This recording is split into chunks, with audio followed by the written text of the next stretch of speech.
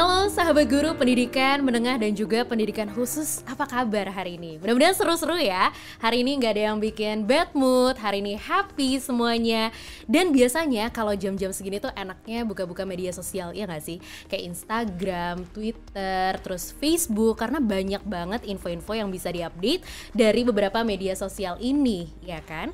Sahabat Dikmendiksus tahu nggak sih kalau setiap hal yang dipublikasi di platform media itu punya kebijakan, khususnya kebijakan publikasi di era multi platform media. Nah, hari ini kita akan ngobrol-ngobrol tentang strategi kebijakan publikasi di era multi platform media barengan sama Direktur Guru Pendidikan Menengah dan Pendidikan Khusus Kementerian Pendidikan Kebudayaan Riset dan Teknologi, yaitu Bapak Dr. Haji Yaswardi MSI. Halo, selamat datang Pak Direktur, apa kabar? Alhamdulillah sehat Mbak Syifa. Alhamdulillah baik ya hari ini. Happy juga ya Pak kayaknya ya? Sangat happy sekali, apalagi bertemu dengan Mbak Syifa bersama dengan sahabat guru pendidikan menengah dan pendidikan khusus seluruh Indonesia.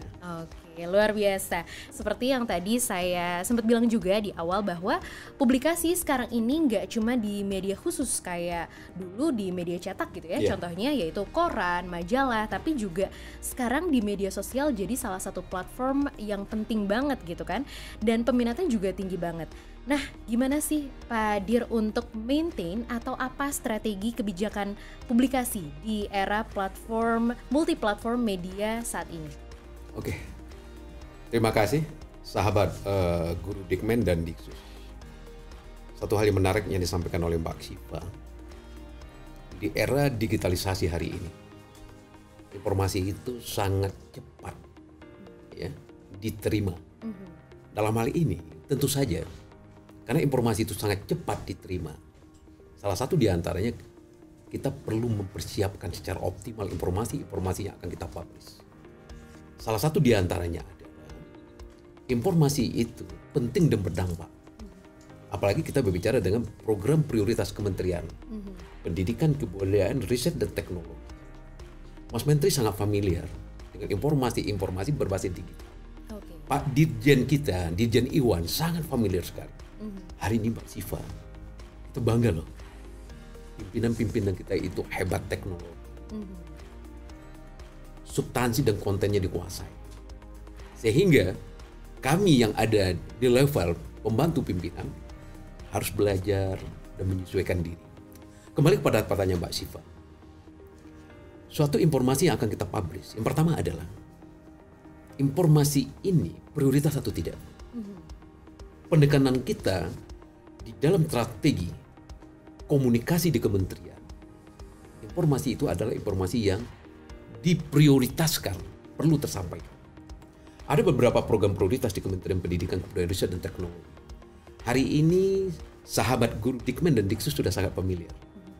Program sekolah penggerak, program guru penggerak, ya, program organisasi penggerak. Dan baru saja diluncurkan oleh Mas Menteri pada tanggal 11 Februari 2022, yaitunya platform Merdeka Mengajar, dan itu betul-betul berbasis digital, berbasis media. Ya. Jadi untuk itu, poin besar kita di sini adalah setiap kita akan memproduk, mengkomunikasikan, dukungan data sangat diperlukan. Itu satu. Setelah data kita dapatkan, kita perlu menyiapkan kontennya.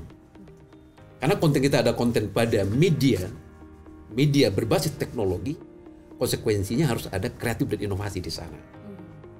Jadi program prioritas kita ini akan kita publish dengan menggunakan pendekatan kreatif dan inovasi berbasis teknologi.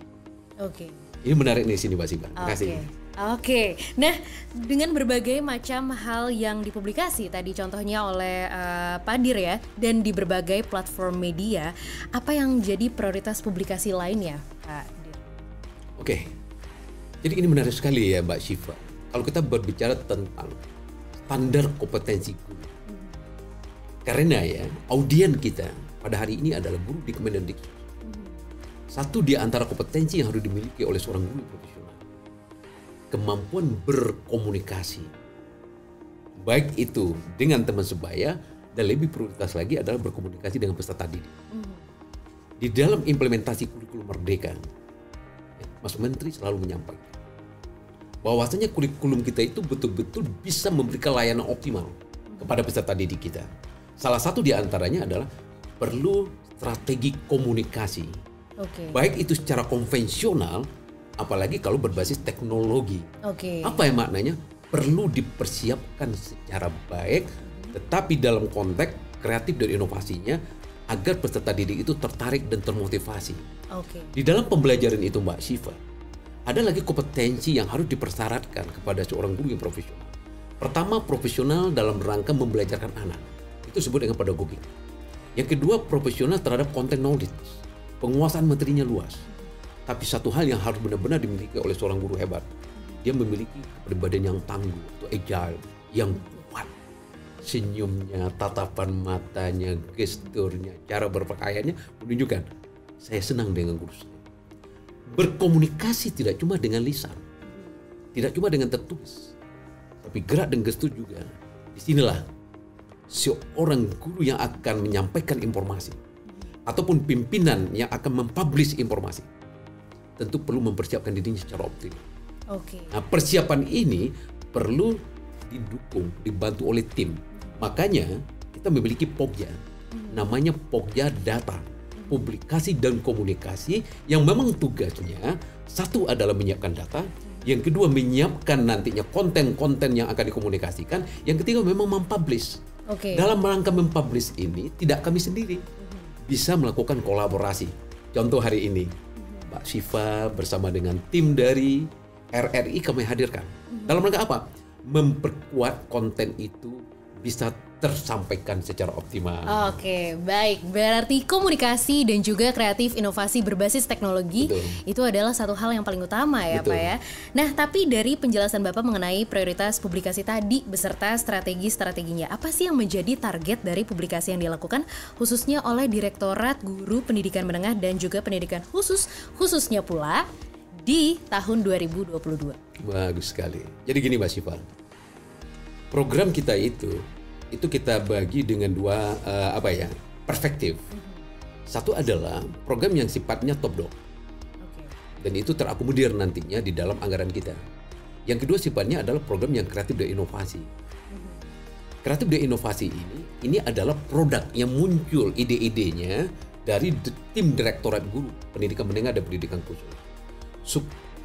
Prioritas kepada program yang sifatnya top down dari atas ke bawah, itu intinya adalah bagaimana kita mempersiapkan sekaligus mempublish program-program prioritas yang ada di kementerian disesuaikan dengan tugas pokok dan fungsi daripada Direktorat Guru Pendidikan Menengah dan Pendidikan Khusus yang sasarannya adalah guru SMA, guru SMK, guru-guru yang ada di SLB, termasuk guru pembimbing khusus yang ada di satuan pendidikan penyelenggara pendidikan inklusif yang jumlahnya lebih kurang 32.213, sebarannya dari Sabang sampai Merauke.